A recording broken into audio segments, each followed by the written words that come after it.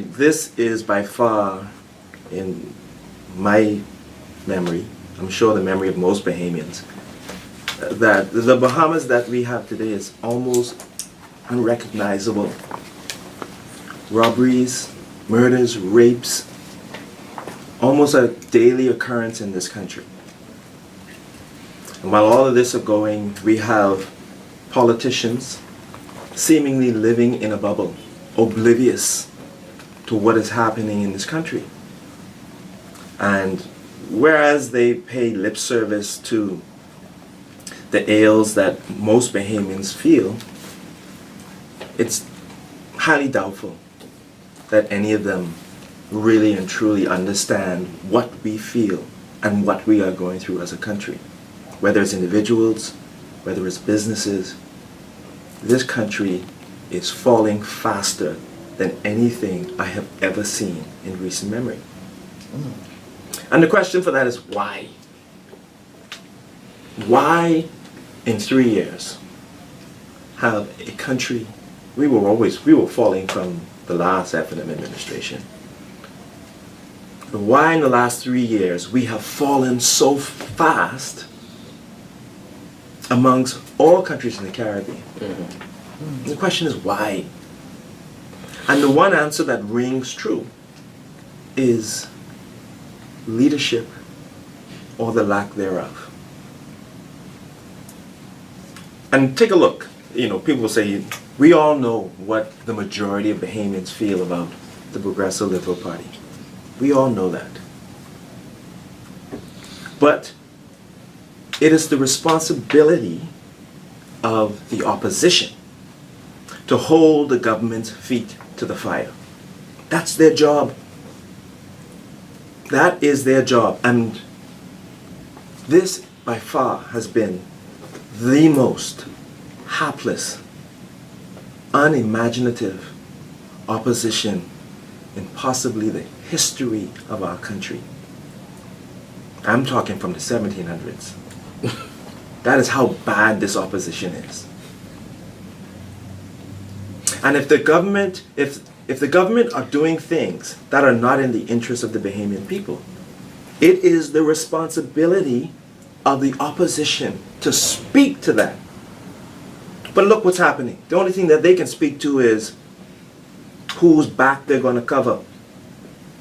Who's supposed to be leadership fighting. Teething members from other parties to secure your position. Because I have to be the Prime Minister for the next election. And while they are squabbling like unsupervised toddlers, this country is going to hell quickly. And I lay that right at their feet, because they are not talking about the issues. Regardless of whether they're talking about Reboot 242 and Unity this and we're looking out for the small man, absolutely nothing that they have done proves that. They're not talking about the issues. What about mortgage relief? It took Greg Moss, his UDP party, to at least try to throw something out there for the Bahamian people to talk about, to save homes and lives in this country. One man doing a better job than all of them. That's the opposition's job, and they're not doing it. What about how are we going to get the cost of electricity down? What about how are we going to get the cost of money down? And they have it within themselves and within their power to do it, and they are not doing anything. All they want to do is go around this country and talk about introduce candidates. We far from that. Talk about what's going to save this country. Talk how you're going to dry tears. How you're going to help people put food back on their table. How you're going to find jobs. How you're going to grow this economy. They are not talking about anything. I'm personally tired of hearing about Hubert Minnis and Loretta Butler Turner and their fight for the leadership. Because if we do not have an opposition who is prepared to do their job, they need to go. They are worthless opposition. And they do nothing to help the Bahamian people.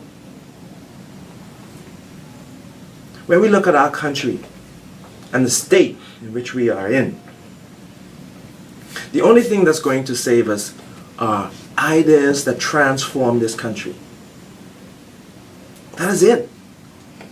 Not personalities. Ideas that will transform this country and make it a better country. I know from our standpoint, from the DNA standpoint, we always talked about if we were to come to power, you know the first thing we would do? We can tell the central bank that prime rate going to 1%.